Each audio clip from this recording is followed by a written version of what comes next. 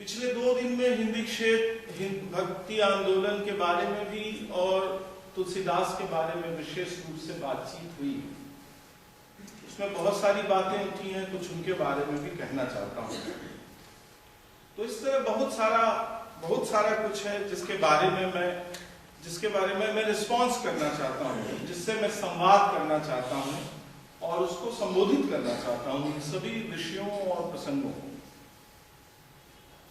लेकिन मेरा मूल विषय है हिंदी क्षेत्र में भक्ति आंदोलन, तुलसीदास और रामचरितमानस। रामचरितमानस एक ऐसी किताब है जो हमेशा मेरे लिए एक चुनौती है। मैं कवितावली और विनय पत्रिका के कवि, गीतावली के कवि तुलसीदास से ज्यादा अपनापा और लगाव अनुभव करता हूं और रामचरितमानस के कवि तुलसीदास से मेरा उतना दोस्ताना नहीं है जितना कि कवितावली और विनय पत्रिका और गीतावली के कवि से। कई बार यह भी लगता है कि शायद ये परंपरा का दबाव है तुलसीदास पर, जो वो एक प्रबंध किताब लिखना चाहते हैं, महाकाव्य। पर असल में तुलसीदास की चेतना जहां रमती है, जहां बहुत सहज है, स्वाभाविक, जहां उनके शरीर पर, उनकी आत्मा पर कोई कपड़ा लबादे की तरह अतिरिक्त अलंकारों के साथ नहीं है। उनके शरीर पर, उनकी आत्मा के शरीर पर उतने ही वस्त्र हैं जितने उनकी चित्र पर देखे जाते हैं, जितने महात्मा गांधी पहनते थे, जितने कि हिंदुस्तान का सामान्य आदमी पहनता है। हिंदुस्तान के सामान्य आदमी की आत्मा वैसी ही है, लबादों से रहित। आचार्य लोग लबादे पहनते हैं, विचारों के, विचारधाराओं के, दर्शन के, सामाजिकताओं के और तमाम। पर हिंदुस्तान का आदमी बहुत सामान्य रहता है, जैसे महात्मा गांधी तस्वीर में है, जैसे अपने चित्र में तुलसीदास है। तो वैसा एक लबादाहीन, बहुत ही सामान्य और सहज कवि तुलसीदास मुझे विनय पत्रिका, कवितावली और गीतावली में मिलता है और मैं उसके साथ ज्यादा सहज हूं, उसके साथ ज्यादा आत्मीयता अनुभव करता हूं और उसके प्रति मेरा ज्यादा प्यार, ममत्व और अपनापन है। लेकिन मुझे बोलना है रामचरितमानस पर, जो एक चुनौती है, क्योंकि वहां तुलसीदास अपने सभी तरह के सामाजिक विचारों के साथ, अपने समाज की सामाजिक संहिताओं के साथ, आदर्शों के साथ, राजनैतिक आदर्शों और विचारों के साथ, दर्शन के साथ और बहुत कुछ लेकर, जैसे एक आदमी, एक कवि अपनी पोटली, बहुत बड़ी पोटली के साथ चले और उस पोटली में सब कुछ हो जो रास्ते में काम आने वाला है, ऐसी बड़ी पोटली के साथ चलते हैं रामचरितमानस जब लिखते हैं। इसका सीधा मतलब यह है कि मैं ये कहने की कोशिश कर रहा हूं कि तुलसीदास भी एक नहीं है, एक इकाई नहीं है तुलसीदास। जैसे भारतीय मुसलमान एक नहीं है, हम कई बार गढ़ लेते हैं इकाइयां। भारतीय समाज एक नहीं है, भारतीय राष्ट्र एक नहीं है, ठीक उसी तरह तुलसीदास भी एक नहीं है, कम से कम 2 है। और इन दोनों के मध्य ये दोनों पृथक और पूर्णतः स्वतंत्र व्यक्ति और कवि नहीं है। यदि मैं ऐसा मानूंगा तब तो कोई समस्या ही नहीं है, मैं रामचरितमानस को रिजेक्ट कर दूं और कवितावली और इन 3 किताबों के पक्ष में बोलूं और मेरे लिए बहुत आसानी है। पर चूंकि वो एक ही व्यक्तित्व से, एक ही व्यक्ति की जीवन के विकास क्रम के 2 अलग अलग समयों में बने हुए 2 व्यक्तित्व हैं, 2 ढांचे, और 2 पृथक नहीं है, दोनों के बीच एक संबंध है। और वो संबंध सहज, सामान्य नहीं है, बल्कि मैं समझता हूं ऐसा, मुझे लगता है ऐसा, कि एक तनावपूर्ण संबंध है। रामचरितमानस के कवि तुलसीदास और कवितावली, विनय पत्रिका, गीतावली और हनुमान बाहु के कवि तुलसीदास के मध्य एक तनाव है। इसका अर्थ यह नहीं कि बाद में तुलसीदास ने अपने पूर्व पक्ष को नकार दिया। कभी कहा नहीं तुलसीदास ने कि रामचरितमानस मेरी किताब नहीं है, मैं इसे रिजेक्ट करता हूं, मैं इसे नहीं मानता, ऐसा नहीं कहा। लेकिन पूर्व पक्ष में रामचरितमानस पर वो जिन बातों पर जोर देते हैं, जिनके लिए कोई समझौता करने के लिए वो प्रस्तुत नहीं है, जिनकी जहां उनकी सामाजिक, राजनीतिक और दार्शनिक मान्यताएं एक खड्गहस्त व्यक्ति की तरह सामने आती हैं, जहां कोई संशय, कोई भ्रांति, कोई उदारता नहीं है। जो कहना है वो साफ साफ, सीधा सीधा, सच्चा सच्चा और तलवार भांजते हुए कहना है। किसी की गर्दन कटती है तो कटे, समाज की गर्दन कटती है तो कटे, वर्ग की गर्दन कटती है तो कटे, एक बड़े समुदाय की गर्दन कट जाती है तो कटे। वो हजारों साल से पीड़ा भोगता हुआ समाज और अधिक पीड़ा में चला जाए तो हो। ऐसी आक्रामकता, दृढ़ निश्चयी आक्रामकता, अपने विचारों के प्रति एक जबरदस्त कमिटमेंट, प्रतिबद्धता तुलसीदास का रामचरितमानस में है। कवितावली पढ़ते हुए, विनय पत्रिका पढ़ते हुए और गीतावली पढ़ते हुए, हनुमान बाहु पढ़ते हुए लगता है ऐसा कि वो आक्रामकता बाद में नहीं रह जाती, वो दृढ़ निश्चय बाद में नहीं रह जाता, वो दृष्टिकोण शायद वैसा का वैसा फिर व्यक्त हो नहीं पाया। मैं अभी स्पष्ट करूंगा कि कैसे हिंदी क्षेत्र में भक्ति आंदोलन की बहुत सारी प्रक्रियाओं से इसका संबंध हो सकता है। इसके बारे में दस्तावेज नहीं है, मौन है दस्तावेज। तो एक तरह से इस प्राथमिक विश्वास के साथ मैं तुलसीदास पर बातें करूंगा। रामचरितमानस से लेकर हनुमान बाहु तक मैं बार बार कहता रहा हूं और पुनः कहना चाहता हूं कि तुलसीदास अंततः अवधि का, अवधि समाज का कवि है, सामान्यतः। और ठीक कहते हैं मनोज जी कि तुलसीदास का मूल्यांकन करना होगा और रामचरितमानस का मूल्यांकन करना होगा तो याद रखना होगा कि ये वो भाषा है जिसमें मंजन, कुतुबन और जायसी है, जिसमें 1827 तक सूफियों ने अपनी कविताएं लिखी हैं। मेरे शहर रीवा में रहने वाला शाह नजफ अली सलोनवी हिंदी की अवधि सूफी कविता धारा का आखिरी बड़ा कवि है, माइलस्टोन पोएट, जिसने मौलाना रूम की मसनवी का एक नया अनुवाद अपनी मौलिकता के साथ प्रस्तुत किया। और आप जानते हैं कि मौलाना रूम की मसनवी का अनुवाद अवधि की सूफी धारा में होता रहा।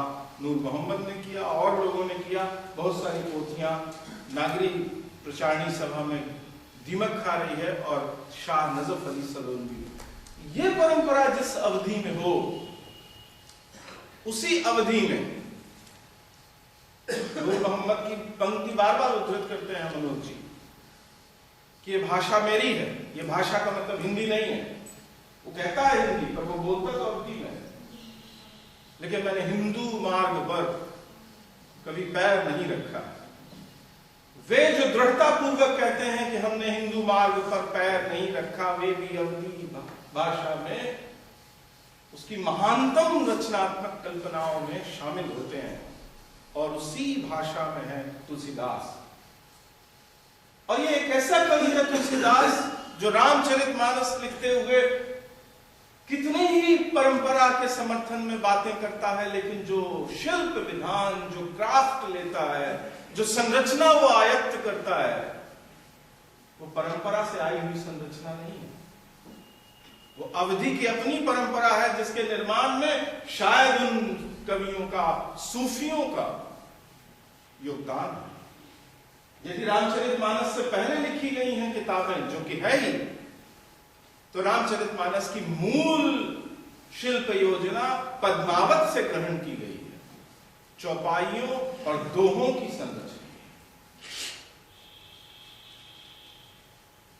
तो इस द्वंद्व को भी रामचरितमानस के बारे में बात करते हुए ध्यान में कहीं न कहीं रखना होगा। अभी मैंने कहा कि रामचरितमानस यानी प्रबंध शायद तुलसीदास का सहज छंद नहीं है, वो जहां सहज है वो दूसरे हैं। तो जो सवाल खड़े किए हैं मनोज जी ने, और मेरे मन में भी सवाल है और आपके मन में भी सवाल है, और इन सवालों से हम पिछले 50, 60, 70 सालों से जूझ रहे हैं, जब से हिंदी में भक्ति आंदोलन की अवधारणा आई है कि आखिर भक्ति आंदोलन के साथ तुलसीदास का संबंध क्या है। मैं हिंदी के दो श्रेष्ठ बड़े और विचारवान लोगों के दो भिन्न और ध्रुवांत पर खड़े हुए विचार आपके सामने रखना चाहता हूं। वर्ष एक ही है, 1955, जबकि हिंदी में पहली बार भक्ति आंदोलन इस पद का प्रत्यय का इस्तेमाल होता है। और रामविलास शर्मा एक आलेख लिखते हैं, संत साहित्य के अध्ययन की समस्याएं।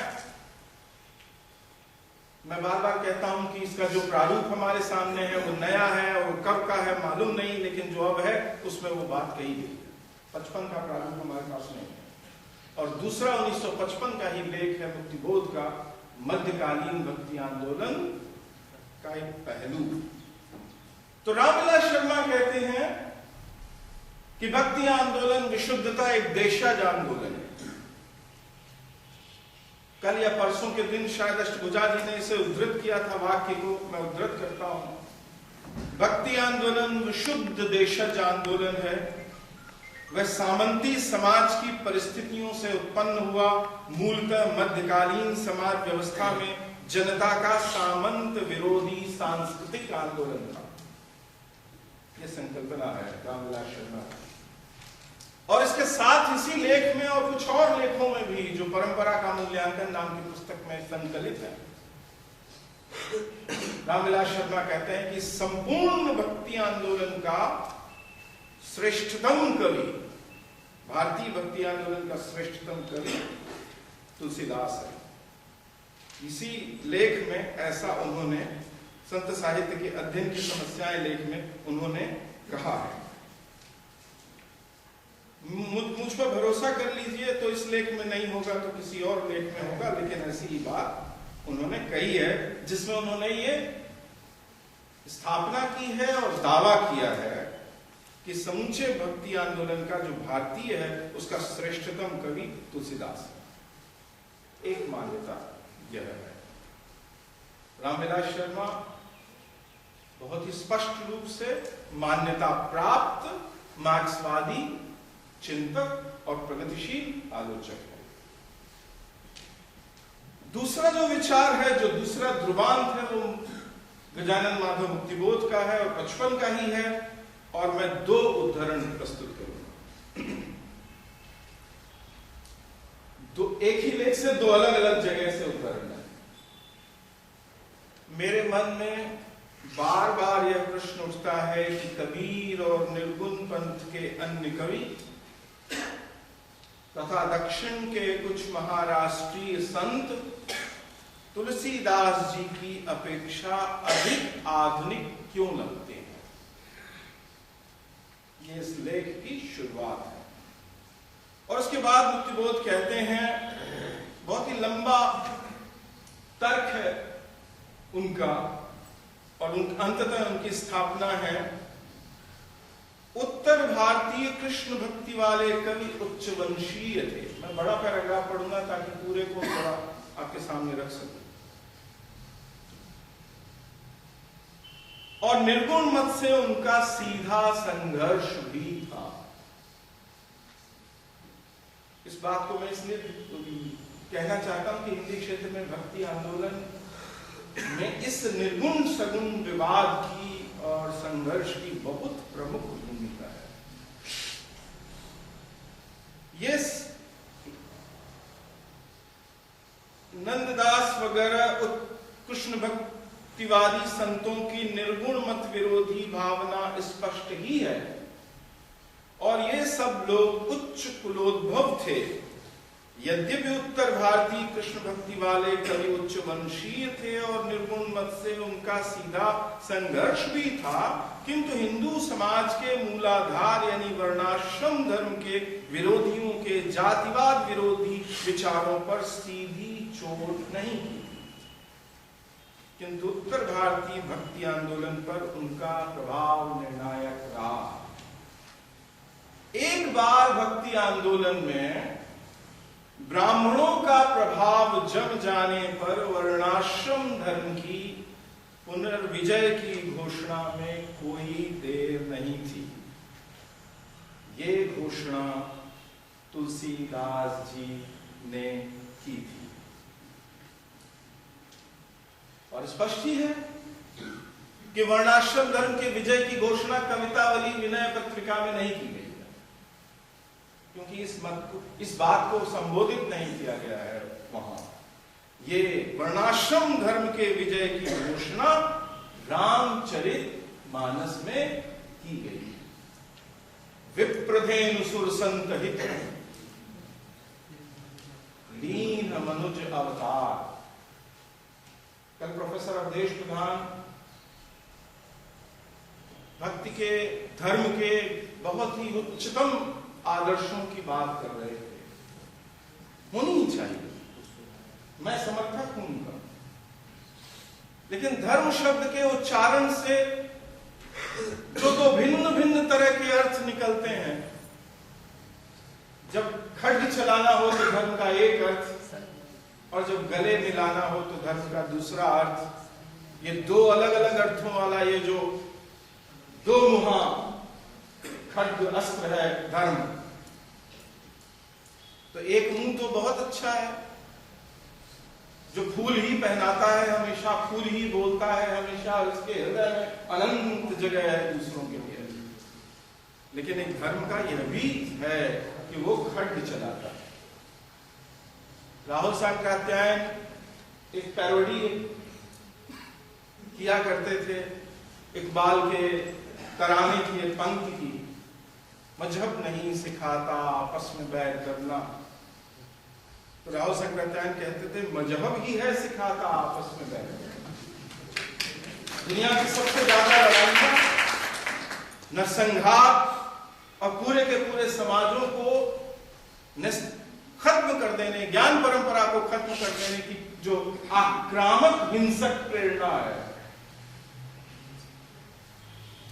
उसके पीछे भी धर्म रहता रहा है, भूलना नहीं चाहिए। तो ये जो वर्णाश्रम धर्म की पुनर्विजय की घोषणा है, ये रामचरितमानस में बहुत ही ताकत के साथ आक्रामक युवा कवि तुलसीदास ने की है। भक्ति आंदोलन के साथ तुलसीदास का जो संबंध है उसके बारे में प्रगतिशील आलोचना के भीतर ये दो ध्रुवांत हैं, बाकी कहीं है कि नहीं है मालूम नहीं। आचार्य रामचंद्र शुक्ल और आचार्य हजारी प्रसाद द्विवेदी में तुलसी के मूल्यांकन में कितने मतभेद है मालूम नहीं। मेरी निजी तौर पर यह मान्यता है कि दोनों के अध्ययन में कोई फर्क नहीं है, दोनों ही तुलसीदास को महान कवि मानते हैं। हिंदी के एक बहुत बड़े आलोचक प्रोफेसर नामवर सिंह ने अभी पिछले दिनों दिए गए अपने एक साक्षात्कार में कहा था कि कहा है कि लोगों को गलतफहमी है कि तुलसीदास वर्णाश्रम धर्म के समर्थक थे। असल में ऐसा कुछ था नहीं।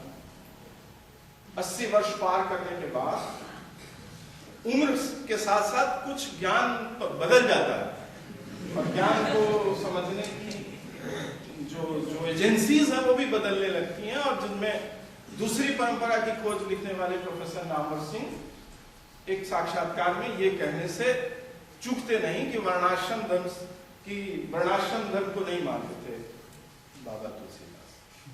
हो सकता है नामवर जी मेरी तरह कविता वाली विनय पत्रिका गीता वाली के कवि को ही तुलसीदास मानते हो, रामचरितमानस के कवि को नहीं, मालूम नहीं। लेकिन ऐसा उसमें कहीं स्पष्ट नहीं किया गया। तो मार्क्सवादी और प्रगतिशील आलोचना के भीतर भक्ति आंदोलन के साथ तुलसीदास के संबंध और रामचरितमानस को लेकर अच्छी खासी बहस हुई है। तुलसीदास हिंदी के जातीय कवि हैं, तो एक जातीय कवि पर जितने प्यार और ममत्व और अपनेपन और जितनी निर्ममता के साथ बातचीत होनी चाहिए, मैंने अपने जीवन में निर्ममता की एजेंसी का सर्वाधिक इस्तेमाल अपनी मां पर किया, किसी और पर नहीं। इतना निर्मम मैं अपने मित्रों के प्रति नहीं होता मूल्यांकन में, जितना अपनी मां के प्रति होता हूं, क्योंकि वहां मैं बिल्कुल सहज हूं। तो उतना ही निर्मम मूल्यांकन तुलसीदास का हुआ। तो महत्व और रिजेक्शन, इंकार या से परे मैं बहुत ही विनम्रता पूर्वक ये कहना चाहता हूं कि प्रगतिशील हिंदी आलोचना ने तुलसीदास को और रामचरितमानस को समझने की जितनी कोशिश की है, ईमानदार कोशिश, उतनी अधिक कोशिश किसी और आलोचना धारा ने नहीं की। रामचंद्र शुक्ल के बाद यदि तुलसीदास को समझने के सबसे बड़े प्रयास हुए, रमेश कुंतल मेघ इस संगोष्ठी में आएंगे, तुलसी आधुनिक वातायन से पुस्तक पढ़नी ही चाहिए, जहां एक आलोचक की चिंता समर्थन और रिजेक्शन से परे विश्लेषण और विवेचन और समझने की होती है, उसके बाद जाकर वो मूल्य निर्णय पर पहुंचता है। ऐसा प्रगतिशील आलोचना ने किया है। तो मैं अपनी बातचीत का जो प्रस्तावना है उसकी यही संपन्न करता हूं, इन सवालों के साथ और इन प्राथमिक स्थापनाओं के साथ और इन दो ध्रुवांत विवादी विचारों। अब ये जो पद है भक्ति आंदोलन, ये क्या है? क्योंकि ये भी बहुत अधिक विभ्रमात्मक धुंधों से भरा हुआ, और खासतौर पर हिंदी में धुंध बहुत ज्यादा है, जहां लोग आचार्य रामचंद्र शुक्ल और आचार्य हजारी प्रसाद द्विवेदी के बाद कुछ नहीं पढ़ते, जहां रामविलास शर्मा को भी पढ़ने की जहमत नहीं उठाई जाती और मुक्तिबोध को पढ़ने की जहमत भी नहीं उठाती। तो ये भक्ति आंदोलन क्या है, इसलिए मैं बहुत संक्षेप में भक्ति आंदोलन और उसकी 1500 साल की धारा के बारे में कुछ बोलूंगा, फिर हिंदी क्षेत्र के बारे में आऊंगा और फिर वापस तुलसीदास पर लौटूंगा और जितना संभव हो सकेगा आपसे और अधिक डिटेल में जाऊंगा। भक्ति आंदोलन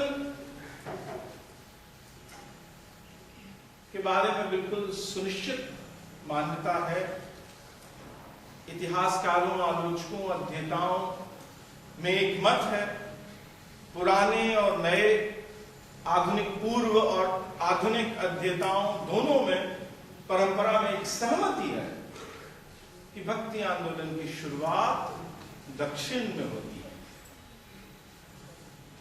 इतिहास कहता है कि वैष्णव आलवार संतों से, जो संख्या में 12 थे और ईसा की 7वीं, 8वीं और 9वीं शताब्दी में हुए संभवतः, क्योंकि वहां भी आलवारों का मिथकीकरण बहुत अधिक हो गया है 400-500-600 सालों में, और मिथक कथाएं, किंवदंतियां, दंत कथाओं से आच्छादित है आलवारों का जीवन।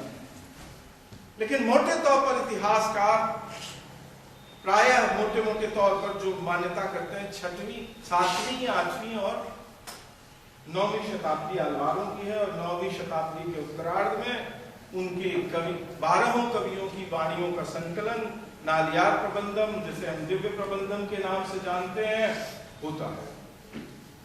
और ये एक तरह से दक्षिण भारत के भक्ति आंदोलन का सर्वोपरि और जिसे कहते हैं ग्रंथ है, और आप चाहें तो इसकी तुलना बाइबल के ओल्ड टेस्टामेंट से कर सकते हैं। दक्षिण भारत का कोई एक टेक्स्ट है जिससे भक्ति आंदोलन के समूचे सार का पता चलता है, तो वो आलवारों का दिव्य प्रबंधम है। ये जो आलवारों का दिव्य प्रबंधम है और जो आलवारों की वाणियां हैं, बहुत विचित्र बात है कि मेरे सबसे प्रिय अध्येता के दामोदरन, जो खुद दक्षिण के रहने वाले केरल के थे, संभवतः कालीकट जिले के मलयाली थे, उन्होंने दक्षिण के किसी भी भक्ति धारा को भक्ति आंदोलन नहीं माना। और उनकी सबसे महत्वपूर्ण और विचारोत्तेजक पुस्तक, जिसे मैं अपने लिए एक जरूरी हैंडबुक की तरह मानता हूं और चाहता हूं कि वो तकिए के नीचे रहा करे, उन्होंने आलवारों को भक्ति आंदोलन में नहीं लिया है। और जिस अध्याय में लिया है, उस अध्याय में उन्होंने ये कहने की कोशिश की है कि दक्षिण में हिंदू धर्म का पुनराभव कैसे होता है, उस अध्याय में आलवारों का जिक्र है। एक अध्येता के रूप में यह बात मुझे परेशान करती है। एक विद्यार्थी के रूप में यह मेरे मन में प्रश्न आता है कि दामोदरन ने आलवारों को भक्ति आंदोलन में क्यों नहीं माना, उसे हिंदू धर्म की पुनर्विजय, दक्षिण में हिंदू धर्म की पुनर्विजय वाले प्रकरण में क्यों रखा है। तो मैं ये कहना चाहता हूं कि रामविलास शर्मा या तमाम हिंदी क्षेत्र में जो प्रगतिशील आलोचना में कॉमन सेंस है कि भक्ति आंदोलन सामंत विरोधी आंदोलन है, असल में ये उसको जवाब है, एक तरह का जवाब, उसका तनाव उससे निकलता है। आलवार और उनकी भक्ति, नैनार और उनकी भक्ति और उनके विचार दक्षिण में भक्ति आंदोलन के प्रमुख विचार हैं। पहले दौर के यानी 7वीं से लेकर 11वीं शताब्दी तक, तो ये सभी विचार, इन सभी विचारों, भावनाओं, कविताओं और दर्शन परंपराओं का गहरा संबंध दक्षिण में सामंतवाद के उभार से है। चूंकि मुझे विस्तार में नहीं जाना है और मैं इस मुद्दे पर बोलता रहा हूं अनेक बार, तो मैं बस संक्षेप में ये कहना चाहता हूं कि आलवारों, नैनारों ने और विशेष रूप से आलवारों ने दक्षिण में सामंतवाद के उभार के दौर में उसकी राह में रोड़ा अटकाने वाले बौद्ध और जैन धर्मों को समाज से विस्थापित करने में प्रमुख भूमिका निभाई आलवारों ने। यानी एक तरह से दक्षिण में जो बौद्ध धर्म और के विचारों का प्रभुत्व था, जैन धर्म के विचारों का प्रभुत्व था और उन्हें जो राजाश्रय प्राप्त था, उस समाज से उसे धकेलने और राज्यों से उसे किनारे करने में प्रमुख भूमिका थी आलवारों की और आलवारों के वैष्णव धर्म। इसलिए एक तरह से ये विकसनशील सामंतवाद का समर्थन करते हुए विकसित होता हुआ भक्ति आंदोलन था, जो आलवारों की भक्ति कविता में प्रकट होता है। क्या हिंदी क्षेत्र का भक्ति आंदोलन भी ऐसा ही है? हिंदी क्षेत्र में जब सामंतवाद का उभार हो रहा है और हिंदी क्षेत्र के हिंदी समाज में जब सामंतवाद पसर रहा है, आकार ले रहा है, तो हमारे भक्त कवियों का उससे क्या संबंध है? तो मैं कहना चाहता हूं कि दक्षिण के कवियों ने इससे कोई, असल बात यह है कि सामंतवाद शब्द को लेकर भी हमारे मन में बहुत सारी परेशानियां हैं। यदि कोई सामंतवाद कह देता है तो हमें उसकी एक बहुत ही नकारात्मक और घटिया और मनुष्य विरोधी छवि हमने बना रखी। इस बात पर भी पुनर्विचार करने की जरूरत है कि ये जो हमारा तथाकथित उत्तर पूंजीवादी, नव पूंजीवादी, नव उपनिवेशिक समाज है, उपभोक्तावाद का समाज है, ऐसे समाज की तुलना में क्या सामंतवाद के समाज के कुछ मूल्य, कुछ परंपराएं, कुछ सामाजिक संरचनाएं ज्यादा कीमती, ज्यादा मूल्यवान, ज्यादा मानवीय नहीं थी? तो समाज के विकास क्रम में मार्क्स ने कहा कि सामंतवाद की एक भूमिका है, प्रगतिशील भूमिका। सामंतवाद को होना ही है, क्योंकि सामंतवाद उत्पादन प्रणाली को अचानक बहुत ऊंचाई पर पहुंचा देता है। होना ही चाहिए सामंतवाद, एक अनिवार्य व्यवस्था है। और जो भी कवि, जो भी विचारक, जो भी विद्याजीवी, जो भी दार्शनिक ये सामंतवाद के विकास में भूमिका अदा करते हैं, तो उस दौर के सामंतवाद में जब वो अपने पहले दौर में होता है, प्रगतिशील होता है, जब वो समाज में उत्पादन इकाइयों को सहारा दे रहा होता है, जब वो उत्पादन इकाइयों को साथ में ले रहा होता है, जब वो श्रमिक संरचनाओं के साथ एक मानवीय रिश्ता बनाता है, तब सामंतवाद एक प्रगतिशील इकाई होता है। उसमें बहुत सारी नई नई चीजें समाज के क्षेत्र में, विचार के क्षेत्र में, दर्शन के क्षेत्र में होती हैं। लेकिन एक दिन ऐसा आता है कि सामंतवाद की पूरी आर्थिक सामाजिक संरचना जब विकसित हो जाती है तो उस पर कब्जा कर लेते हैं सामंत, यानी उपरला श्रेणी, ऊपर की श्रेणी जो सामंतवाद की ऊपरी श्रेणी है। और वो सामंतवाद के विकास में अब तक जो नीचे की श्रेणियां सहयोग देती है, उनको उनके अब तक प्राप्त सभी अधिकारों से वंचित कर देती है और उसे एक अमानुषिक परिस्थिति में डाल देती है। ये पतनशील सामंतवादी परिस्थिति है, दौर है। तो आलवारों का संबंध उस सामंतवाद से है जहां, इस बात को भूलिए मत कि बौद्धों और जैनों को समाज बहिष्कृत करने में उनकी भूमिका है और हिंदू धर्म की पुनर्विजय में और पुनर्गठन में उनकी बहुत महत्वपूर्ण भूमिका है। आलवार न होते तो शायद शंकराचार्य न होते, इतने तेजस्वी फिलोसोफर विचारक न होते शंकराचार्य। आलवार न होते तो शायद रामानुजाचार्य न होते। शंकर और रामानुज के मध्य जो एक दार्शनिक द्वंद्व है वो भी ना होता, और शंकर और वल्लभ के मध्य, शंकर और मध्व के मध्य, शंकर और चैतन्य के मध्य जो दार्शनिक द्वंद्व है वो भी ना होता यदि आलवार ना होते। आलवारों की वैष्णव भक्ति कविता ना होती, लेकिन आलवारों की वैष्णव भक्ति कविता अंततः उस इलाके के विकसनशील सामंतवाद की समर्थक है। और ये जो सामंतवाद है ये अंततः समाज में पुनः ब्राह्मण नियंत्रण स्थापित करने में प्रमुख भूमिका निभाता है। इसलिए आलवारों की भक्ति चाहे जितनी ही मानवीय हो, चाहे जितने ही उसके अनंत क्षितिज हो मनुष्यता के उसकी, लेकिन उसका परिणाम क्या है? उसका परिणाम है दक्षिण में मंदिरों की श्रृंखला।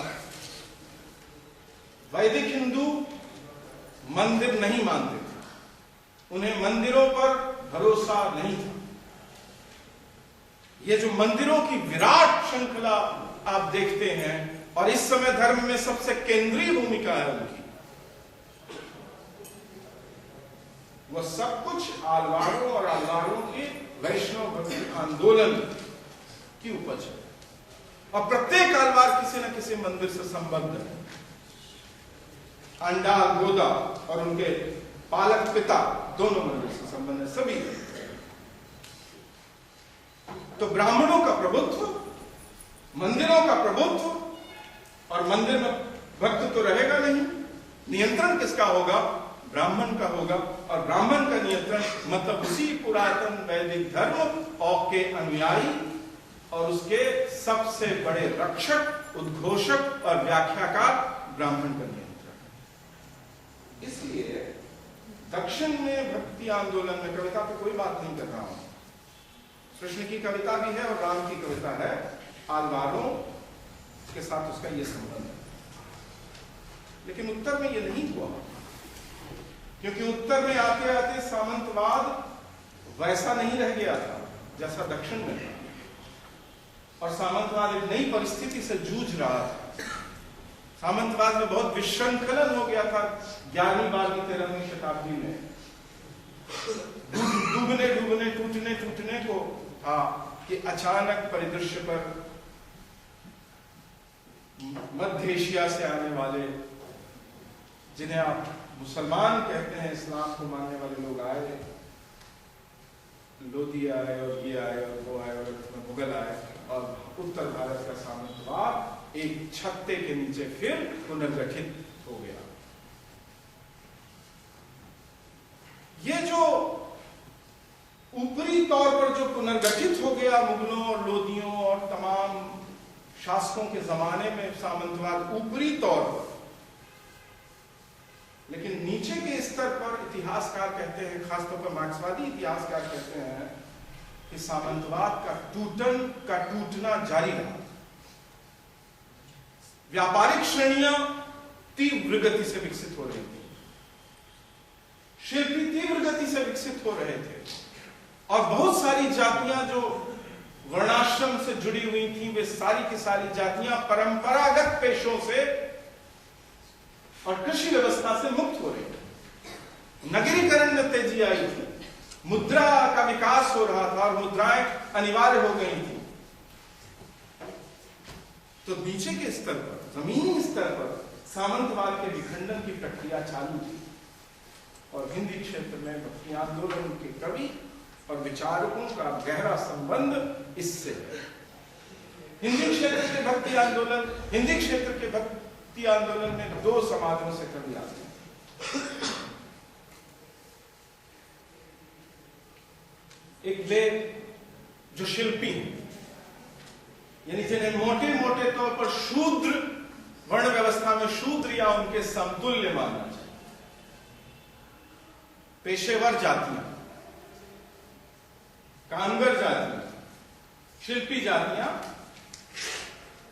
और हम ये विश्वास करते हैं कि श्रम के विशेषीकरण से जाति बनी है शूद्रों की, और हर जाति मूलतः एक श्रमिक समाज है।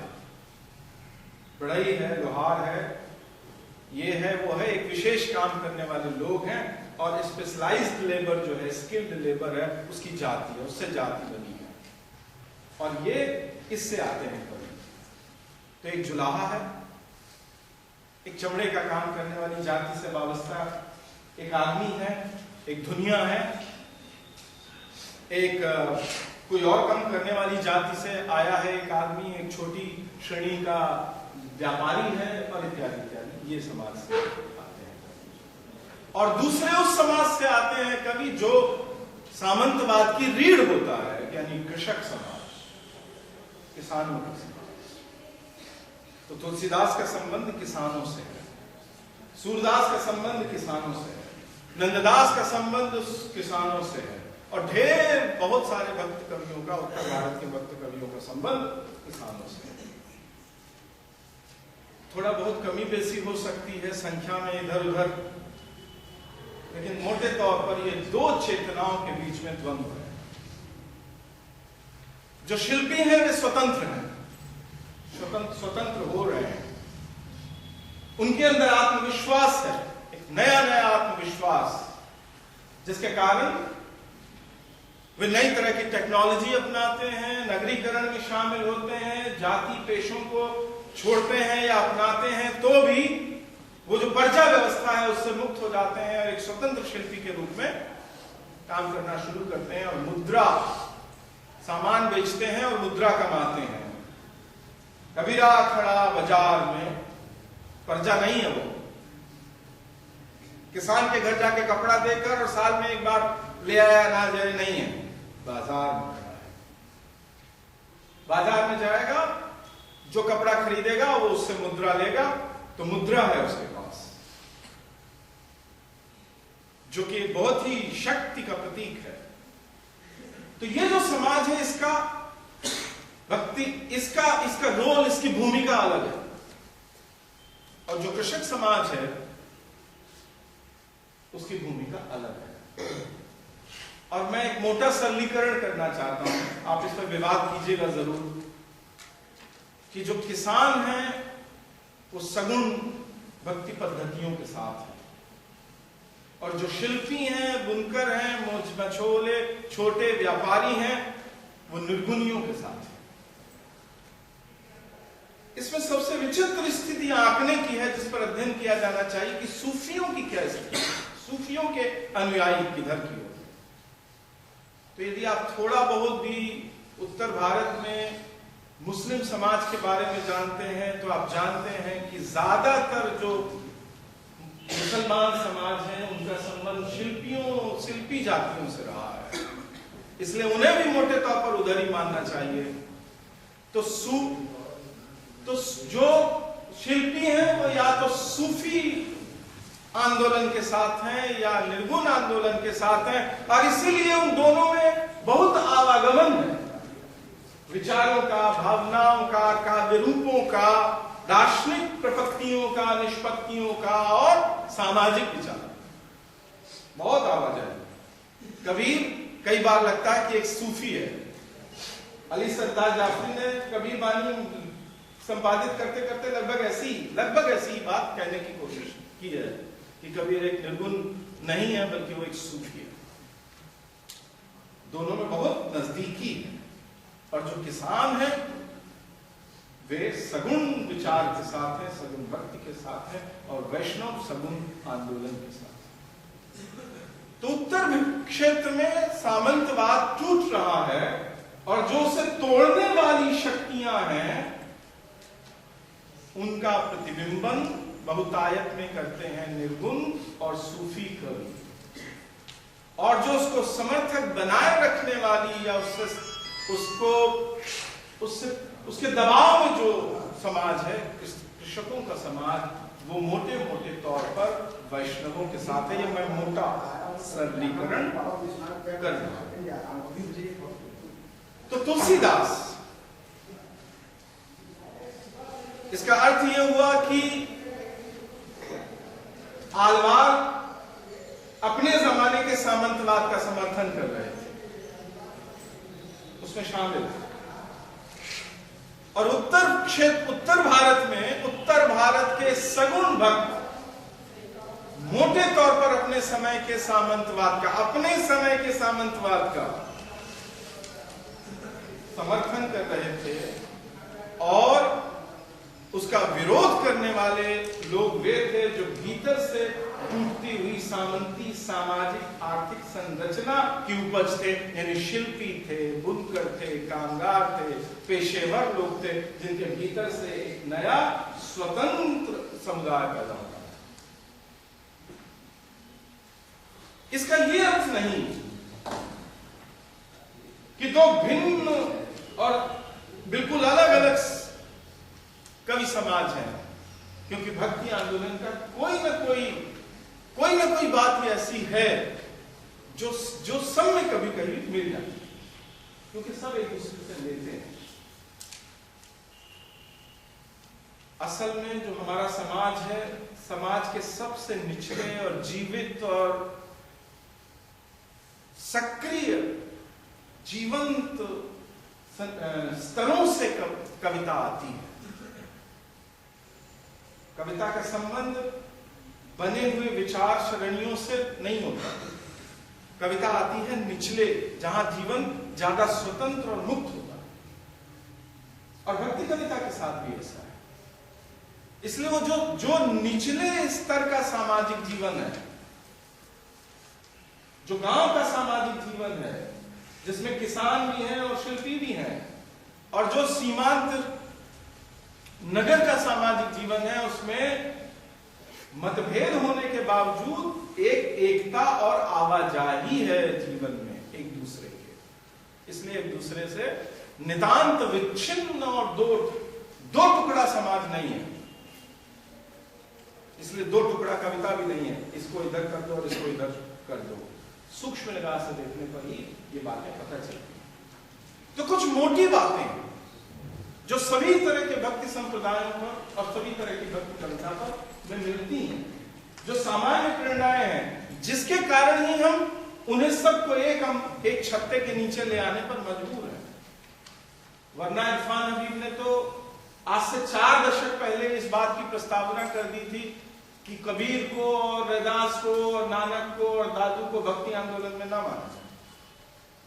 उनके 2 लेख हैं, 2 भाषण हैं, जिसमें उन्होंने ये प्रस्तावना की कि उन्हें एकेश्वरवादी आंदोलन करना, जिसके प्रणेता के रूप में उन्होंने कबीर की प्रस्तावना की और कहा कि ये जो सो कॉल्ड भक्ति प्रारूप है, इसमें वो नहीं आते।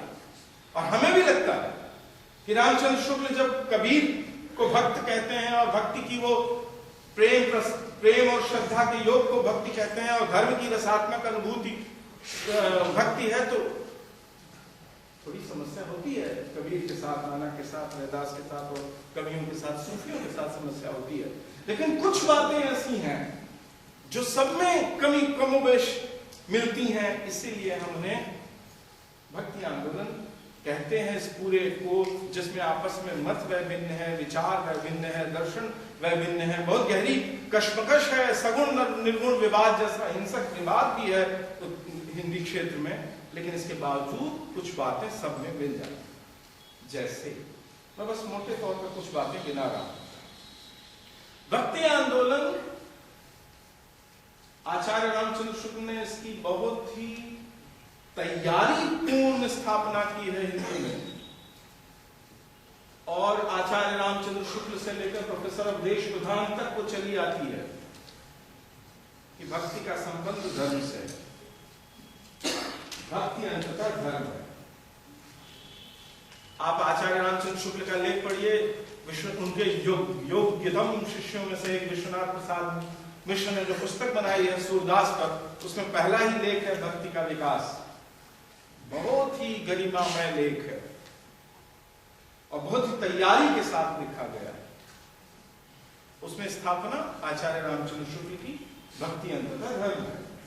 धर्म का श्रेष्ठतम, धर्म का सबसे मानवीय, सबसे उदार सामाजिक रूप है भक्ति। प्रोफेसर अवधेश प्रधान कल कह गए हैं, तो परंपरा आचार्य रामचंद्र शुक्ल से होते हुए, डॉक्टर रामविलास शर्मा से होते हुए प्रोफेसर अवधेश प्रधान और हम तक पहुंचती है। लेकिन मुझे संशय होता है, मुझे हमेशा लगता है कि भक्ति और धर्म दो अलग अलग चीजें हैं, और उन दोनों के बीच में सिर्फ एक संबंध है, और संबंध यह है, दोनों में एक सा क्या है कि दोनों ईश्वर को मानते। यदि कबीर कह दे कि मैं ईश्वर को नहीं मानता, तो जो बाकी सब कुछ वो कहता है उसमें से कुछ भी नहीं मिलता, ना अलवारों से, न तुलसी से, न सूर से, न नंददास से, किसी रामानुज से, बल्लभ से कुछ नहीं मिलता। एकता क्या है कि दोनों ईश्वर को मानते हैं, लेकिन विभिन्नता, बहुत सारी भिन्नता है। तो धर्म को मानने वाला भी भक्त हो सकता है, लेकिन धर्म को ना मानने वाला भी भक्त हो सकता है, कबीर जैसा। और मेरे लिए धर्म का आशय क्या है? धर्मतंत्र। मैं उस उदात्त परिभाषा से एक हद तक अपने को बचाता चाहता हूं, और उस अर्थ में धर्म शब्द का इस्तेमाल नहीं करना चाहता। धारिते इति धर्म से होते हुए जो आती है, मैं धर्म का अर्थ समझता हूं जहां हिंदू कहते हैं, हिंदू धर्म, इस्लाम धर्म। जब ये धर्म का कुछल्ला जब इन सब के साथ जोड़ते हैं, तब धर्म शब्द अर्थ ग्रहण करता है मेरे लिए।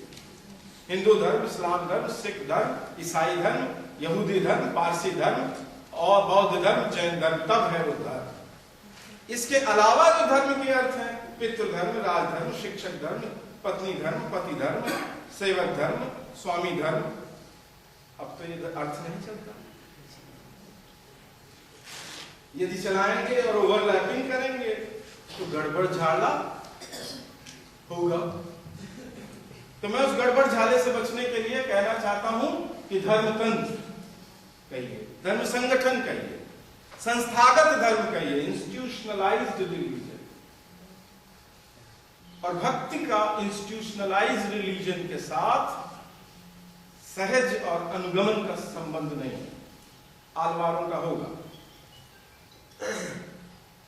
वल्लभ संप्रदाय का होगा, श्री संप्रदाय का होगा, नाथ मुनि के अनुयायियों का होगा, सखी संप्रदाय के लोगों का होगा, लेकिन ऐसे भी होंगे जिनका नहीं होगा, जैसे कि कबीरदास, जो धर्मतंत्र को नहीं मानते, धर्मतंत्र की तीनों बुनियादी शक्तिशाली चीजों को नहीं मानते, न धर्म गुरु को मानते, न धर्म ग्रंथ को मानते, और न धर्म स्थल को मानते। धर्म से पूरी तरह इनकार करने वाले, धर्मतंत्र की को इस दुनिया में न देखने की इच्छा रखने वाले लोग भी, कबीर जैसे लोग भी भक्त। तो भक्ति आंदोलन का जो छत्ता है वो बड़ा है। धर्म के साथ चलने वाले, धर्म तंत्र के प्रति चुप रहने वाले। तुलसीदास ने एक भी जगह नहीं कहा है कि मंदिर जाना चाहिए, एक भी जगह नहीं, लेकिन उन्होंने हर जगह कहा है। रामचरितमानस पढ़िए, तो रामचरितमानस जब मैंने पहली बार पढ़ी तो मैं दो बातें मैं निष्कर्ष के रूप में मैंने पकड़ी।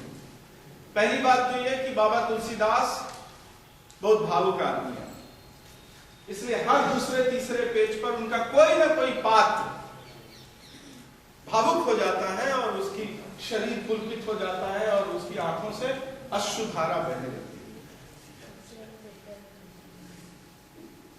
उनके नायक राम जंगल चले गए हैं, जंगल में ऋषि से मिल रहे हैं, अब ऋषि से मिल रहे हैं ब्राह्मण से, घर में धूप है, पेड़ के नीचे बैठे हैं, इसमें रोने की क्या बात है, इसमें भावुक होने की क्या बात है।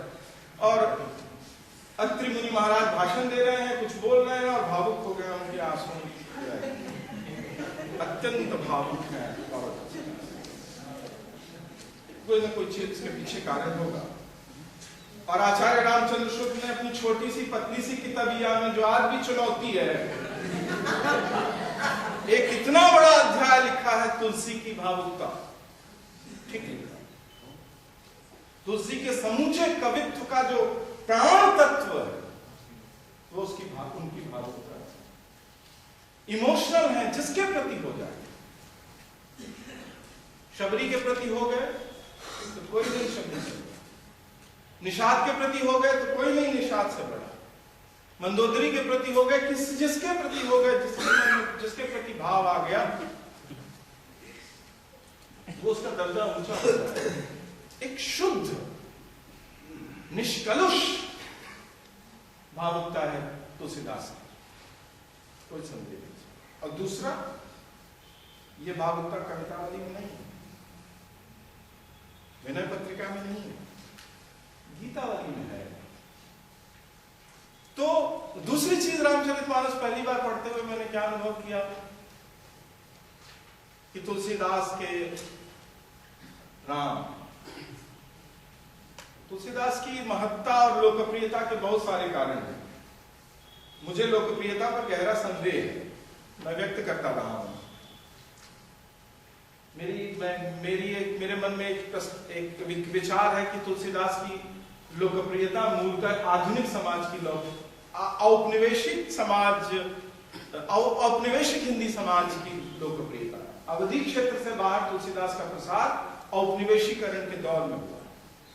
तुलसी राम का वंदमन और राम का सत्ता से बाहर चले जाना, इस रूपक, इस प्रतीक में और जंगल में भटकने के उनके दुख में, उसकी पीड़ा में शायद भारतीय समाज को कुछ सत्ता से बाहर अधिकारहीन होकर भटकने का कुछ मिलता। इसलिए खूब पढ़ा उस दौर में लोगों ने। बहुत सारी बातें मैं कहता रहा हूं, दोहराऊंगा नहीं। इतनी मोटी किताब कैसे कोई याद करेगा, लिखी कहां जाती होगी, कम कम प्रतियां बनती होंगी, तो लोकप्रियता उस सेंस में कैसे होगी जिस सेंस में आज आप कहते हैं। यदि इतनी लोकप्रिय कृति थी तो इस इलाके के किसी भी बड़े इतिहासकार ने तुलसीदास का जिक्र क्यों नहीं किया।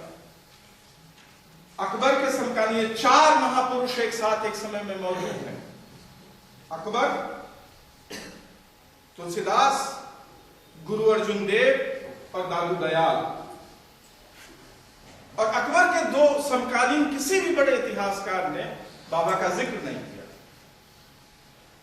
अकबरनामा में संभवतः एक बार और बदायूनी ने संभवतः एक बार या 2 बार कबीर का जिक्र किया। तुलसी का नहीं जिक्र। पंडित राज जगन्नाथ जो परवर्ती हैं तुलसीदास, बनारस से उनका संबंध है। पंडित राज जगन्नाथ जैसा महान काव्य शास्त्री इतनी बड़ी कृति को एड्रेस क्यों नहीं कर रहा है? क्या वो नहीं जानता रामचरितमानस के बारे में? और ऐसा तो नहीं कि संस्कृत काव्य शास्त्र में प्राकृत कविता को उद्धृत करने की परंपरा नहीं। सभी महान काव्य शास्त्रियों ने प्राकृत की, अपभ्रंश की कविताओं को उद्धृत किया है, जगह जगह पर उद्धृत किया। तो फिर क्यों पंडित राज जगन्नाथ उस अर्थ में बौड़म और पुराणपंथी पूर्वाग्रह ग्रसित व्यक्ति नहीं थे, क्योंकि वो शाहजहां के दरबार में रहते थे। वो खुद एक मुस्लिम स्त्री के साथ उनका प्रेम संबंध था, तो सामाजिकता के उस ब्राह्मण फ्रेम को वो मानते होंगे, ऐसा मानने का कोई कारण नहीं। वो खुद भी बड़े रसिक और भावुक व्यक्ति थे, उन्होंने वो गंगा लहरी जैसी किताब लिखी, क्यों नहीं किया? तो संशय है मेरे मन में, बहुत संशय है कि वो लोकप्रिय कवि थे। लेकिन जो भी उनकी लोकप्रियता है उसमें इस बात की बहुत गहरी भूमिका है कि तुलसीदास ने रामचरितमानस में एक ऐसी पोजीशन ली है जो संधि की है। जिसके दोनों पार जाना और दोनों पार के लोगों को साथ लाना संभव होता है। वो एक तरह से देहरी का कवि, एक संधि का कवि, नगर और ग्राम दोनों को संबोधित करता है। उसकी अवधि वो शुद्ध ग्राम अवधि नहीं है जो जैसी, उसकी भाषा वो नहीं है जो ग्राम भाषा है, उसमें एक नगरीकरण, उसका एक संस्कृत, तो लोक और संस्कृत की भी एक संधि है रामचरितमानस। अब तुलसी की अवधि एक संस्कृतिकरण की प्रक्रिया से प्राप्त अवधि है, यानी उसमें संस्कृत का तत्सम संस्कृत का जबरदस्त समावेश है। तो नगर और ग्राम, शास्त्र और लोक, ब्राह्मण और शमन, देवता और मनुष्य, अवधि और संस्कृत, सामंत और लोक, यथार्थ और स्वप्न, निर्गुण और सगुण, वैष्णव और शैव, लौकिकता और पारलौकिकता की संधि बनाए रखता है। राम मनुष्य है, राम ईश्वर है, राम सर्वसत्ता है, राम मनुष्य है। ये संधि वो लगातार बनाए रखते हैं। एक चिपका हुआ है कि राम मनुष्य भी है और राम, ये जो संधि है इसकी उनकी लोकप्रियता में जबरदस्त भूमिका है। वो ब्राह्मणों के साथ भी है और विप्र निंदा भी अवसर कर ही लिया करते हैं। तो यदि आप कहेंगे नहीं वो ब्राह्मणों के समर्थक हैं, तो तुरंत ब्राह्मणों की निंदा करने वाले, वो देवलोक के समर्थक हैं तो देवताओं के समर्थन में, राम तो सबसे बड़े देव हैं लेकिन देवताओं की निंदा भी मौजूद है। तो स्वर्ग के समर्थक हैं तो स्वर्ग की निंदा भी मौजूद है। संधि पर है। मैं ये नहीं कह रहा हूं दो तरह के, अलग अलग परिस्थितियों में एक संधि निर्मित करते हैं रामचरितमानस में, इसलिए उनकी लोकप्रियता में संधि की बहुत बड़ी है। वो राजा के भी साथ है, वो जनता के भी साथ है, वो राजधर्म की भी बातें करते हैं, श्रेष्ठतम राजा ऐसी राज व्यवस्था और जनता ऐसी जनता। एक ऐसी जगह पर ले जाकर वो कविता को खड़ा करते हैं, बहुत ही सूक्ष्म तरीके से, एक रणनीतिक जगह पर है रामचरितमानस भारतीय समाज के हिसाब से। और जब तक इस समाज में इस संधि की जगह रहेगी, रामचरितमानस एक पढ़ी जाने वाली और उसका अनुगमन करने वाले लोग भी रहेंगे। तो क्या कह रहा था मैं, कहां से भटकते हुए कहां चला और कहां पहुंचा। तो तुलसीदास अपने समय के सामंतवाद के साथ एक विवादी स्थिति रामचरितमानस में नहीं देखते, इनकार नहीं करते। थोड़ी देर के लिए भूल जाइए, मैं दो बहुत ही विवादित प्रकरण आपके सामने उठाता हूं। तुलसीदास दलित विरोधी है या दलित समर्थक? अब ये दो श्रेणियों में बांटिए और विचार कीजिए। तुलसीदास स्त्रियों के समर्थक हैं या स्त्रियों के विरोधी? इस श्रेणी में बांटिए और फिर सोचिए। रामचरितमानस एक दलित विरोधी किताब है या नहीं मुझे मालूम नहीं। कौन होता है दलित विरोधी? हमारे भाई सर्वेश जी कल ही कह रहे थे कि नहीं वो दलित विरोधी नहीं है, सब झूठा आरोप लगाया गया है उसको। नामवर जी ने कह दिया कि वो वर्णाश्रम धर्म को नहीं मानते हैं। कौन होता है दलित विरोधी?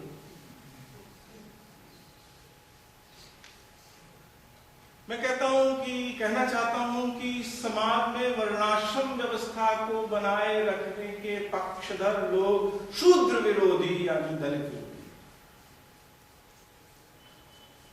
क्योंकि वो शूद्रत्व को बनाए रखना चाहते हैं। यदि वर्ण व्यवस्था में ब्राह्मण श्रेष्ठता के सिद्धांत को आप मानते हैं तो आपने कभी किसी दलित को एक चांटा ना मारा हो। मैंने नहीं मारा,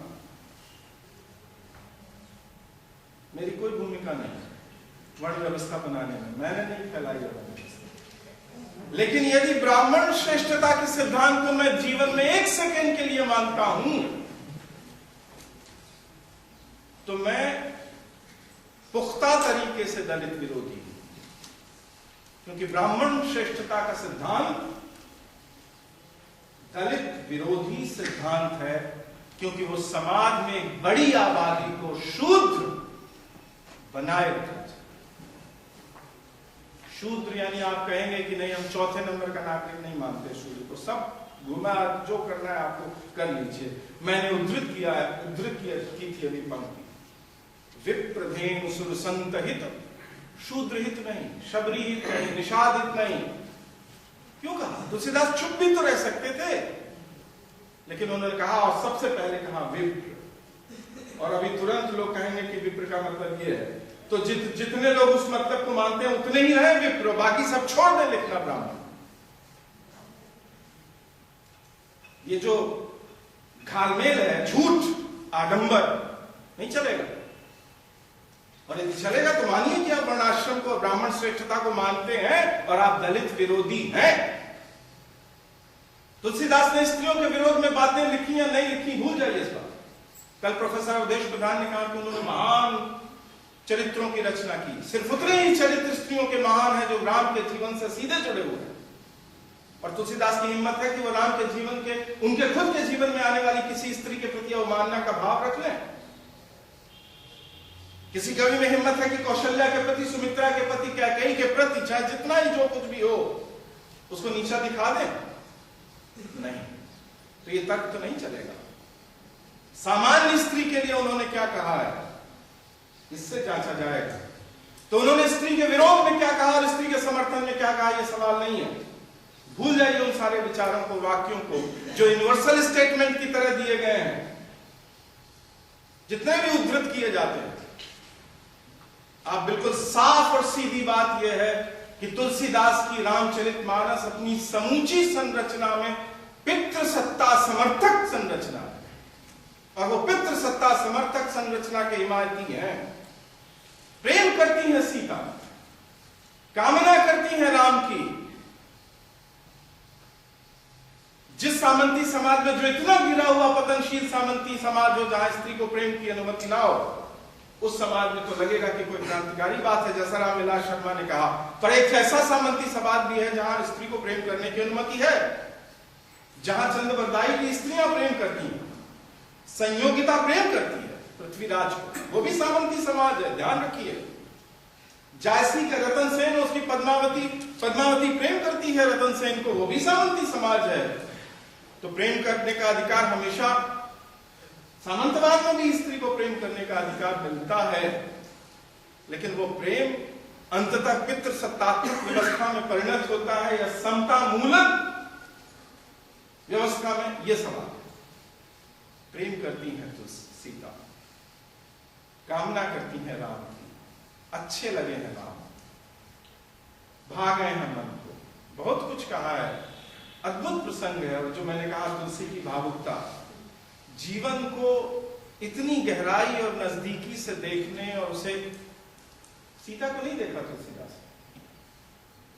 कैसे जानते थे बाबा तुलसीदास उस स्त्री को जो प्रेम करती है, जो आंखें पढ़ लेती है, जो लता के पीछे से छुपती हुई चली जाती है एक पुरुष को निहारती हुई, कहां देखा था किसी समाज में? तो जीवन से जो निकटता है तुलसीदास की, हो गए सामंती, लेकिन जीवन को जानते हैं।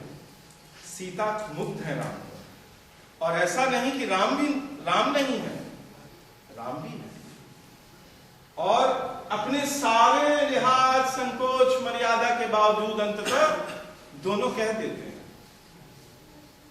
शादी से पहले यह भी कह देती हैं होने वाली है, और ऐसा जालिम क्रूर विधान है पिता का। आप सोचिए कि यदि रावण ने उठा लिया होता धनुष, मैं जानता हूं कि राम कथा में यह संभव नहीं था, पर मान लीजिए राम कथा से बाहर मेरे जीवन में ऐसा होता,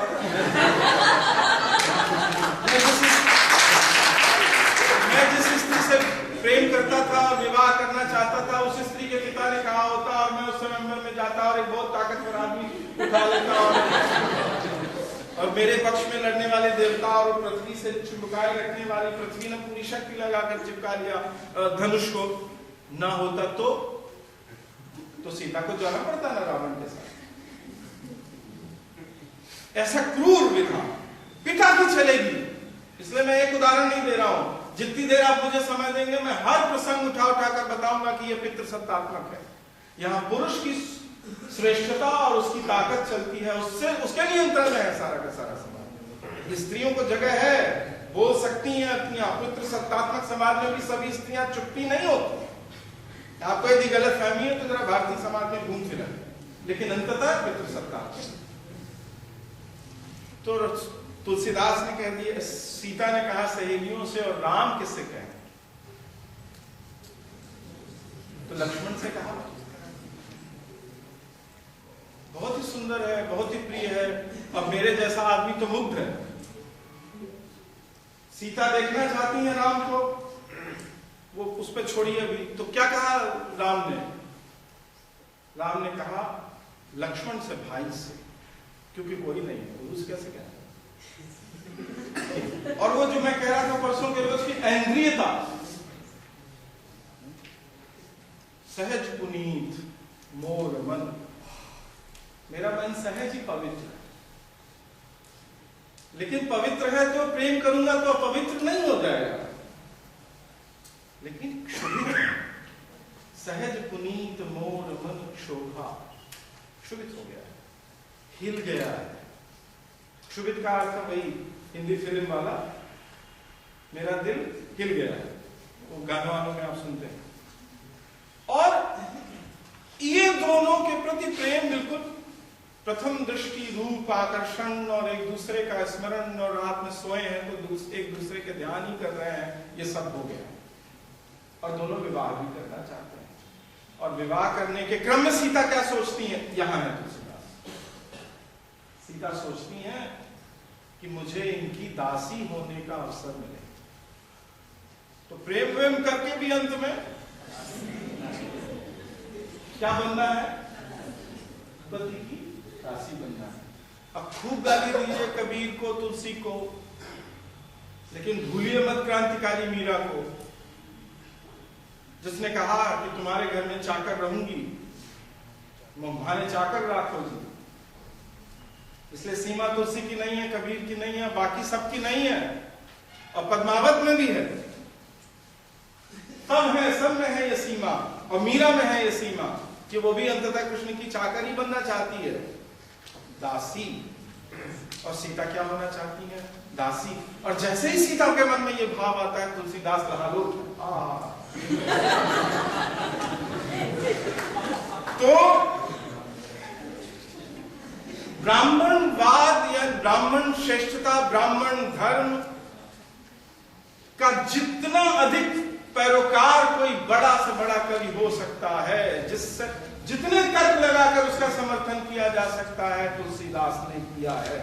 और चूंकि वो वर्ण व्यवस्था के समर्थक हैं, वर्णाश्रम के समर्थक हैं, विप्र श्रेष्ठता के समर्थक हैं, उनके परम दीनबंधु दीनानाथ भक्त वत्सल राम ने इस धरती पर अवतार विप्रहित में लिया है। इसलिए रामचरितमानस अपने निष्कर्ष में, निष्पत्ति में और उन सामाजिक वर्गों को फायदा देती है जो सामाजिक वर्ग दलित विरोधी है।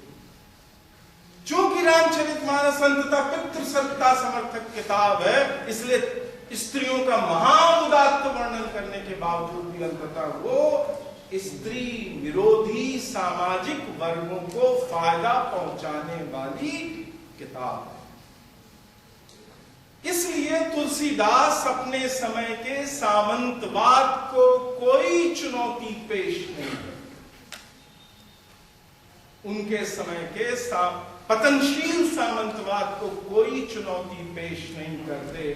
पेश करते हैं उस धारा के कवि जो सामंतवाद के टूटने की प्रक्रिया के परिणाम हैं और जिनके सामाजिक विचार, राजनीतिक विचार, धार्मिक विचार किसी भी ब्राह्मण व्यवस्था के भीतर अंततः समो नहीं पाते हैं। हालांकि उनको समोने की कोशिश पिछले 400 वर्षों से अधिक से चली आ रही। लेकिन रामचरितमानस में बहुत बोल गया, कृष्ण जी को भी बोलना है, भक्ति आंदोलन से संबंधित किताब। कल प्रोफेसर अवधेश प्रधान ने बहुत अच्छे तरीके से उस बिंदु की व्याख्या की थी जिसमें कहा गया था सुर दुर्लभ मानुष तन पावा, और यह निश्चित रूप से यह भक्ति आंदोलन का, भक्ति का मूल विचार है। मनुष्य महत्वपूर्ण है। सुनो मानुष भाई, शाबार ऊपरे मानुष शाहार ऊपरे नाय। सबसे बड़ा है मनुष्य का सत्य, और इससे ज्यादा, इससे बड़ा कुछ नहीं। तो मनुष्य और ईश्वर के बीच सीधा संबंध धर्मतंत्र नहीं मानता, क्योंकि वो हमेशा एक बिचौलिया, एक मध्यस्थ, एक एजेंट, एक दलाल रखता है, हिमायती। लेकिन भक्ति सीधे संबंध की वकालत करती है, और उसमें भी मनुष्य के जीवन को प्राथमिक मानती है। ऊंचा मानती है या नहीं, श्रेष्ठ मानती है या नहीं, लेकिन वो प्राथमिक मानती है। और रामचरितमानस इसीलिए पारलौकिक अनुभवों की कविता नहीं है, अंततः लौकिक और मानवीय अनुभवों की कविता है, क्योंकये भक्ति की मूल स्थापना में अंतर नहीं है। मैं एक प्रकरण आपको सुनाता हूं। राम का जन्म होने वाला है। अब गुटका लिखने वालों ने राम जन्म लिखा है, लेकिन अवतार होने वाला है। जन्म और अवतार में फर्क है। मैंने और आपने जन्म लिया है, लेकिन राम का अवतार हुआ है। तो अब घड़ी आ गई, सभी तरीकों से सबसे श्रेष्ठ जो घड़ी है। और तुलसीदास ने कहा कि मौसम, भारत के मौसम में इससे अच्छा कोई मौसम नहीं होता। मध्य दिवस अति शीत न घामा, पावन काल लोक विश्रामा। तो गर्मी शुरू होने वाली है, ठंड खत्म हो गई है, आप जानते ही हैं रामनवमी। तो सब देवता तैयार है, कल बताई चुके हैं, फूल लेके अपना सब फूल माला सब करके तैयार बैठे हैं। बस अब राम जी अवतार लें, विष्णु जी अवतार लें, तो हम लोग फूल फिर जाए अपने काम धंधे में, भोग में। भय प्रकट कृपाला दीन दयाला कौशल्या हितकारी, हर्षित महतारी मुनिमनहारी अद्भुत रूप विचारी।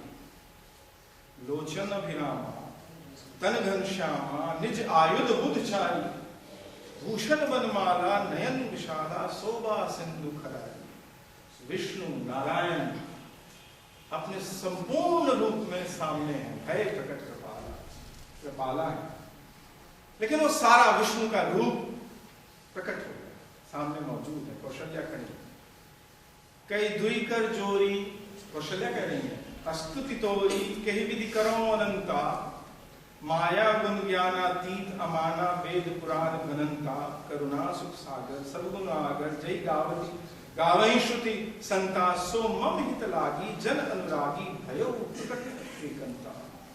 ब्रह्मांड निकाया निर्मित माया, रोम रोम वेद कहे, ममूर्षो बासी यह उपहासी, सुनत धीर मति थिर न रहे, उपजा जब ज्ञाना प्रभु मुस्काना, बहु विध कीन चहे, चरित बहुत विध कीन चहे, कही कथा सुहाई मात बुझाई, जही प्रकार सुत प्रेम लहे।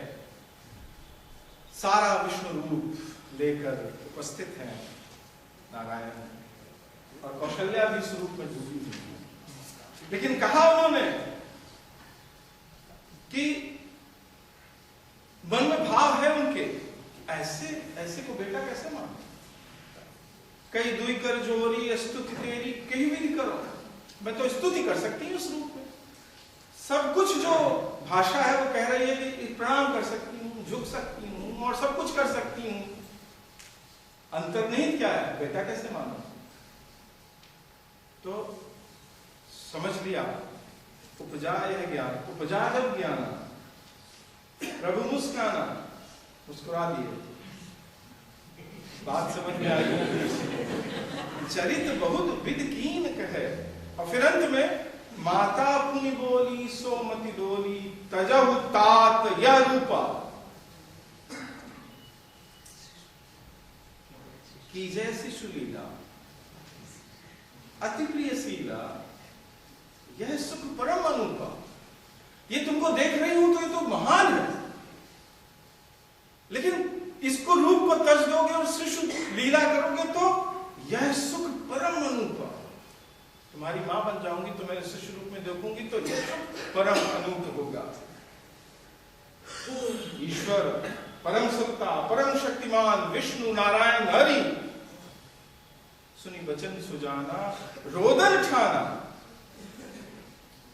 और कहां कहां की बच्चे की आवाज आने लगी। एक तरफ ईश्वर का रूप है, एक तरफ मनुष्य का। मैंने कहा था संधि, भ्रम न रहे आपको, है तो विष्णु ही, ये रूप है उनका, लेकिन संधि चिपका हुआ है उसके साथ, प्रिय शिशु लीला। तो अंत में ये जो मनुष्य जीवन है, मानवीय जीवन है, इसके दुख हैं, इसकी पीड़ाएं हैं, इसके सुख हैं, तो ये सब की कथा है रामचरितमानस। वो एक दंपति की कथा है, राम और सीता की कथा। ये भाइयों की कथा है, 4 भाइयों की कथा है। ये कौशल्या, सुमित्रा और राम की कथा है। और बहुत सारी कथाएं मिलकर एक राम कथा है, जो अंततः तुलसीदास की कथा मनुष्य जीवन की कथा है।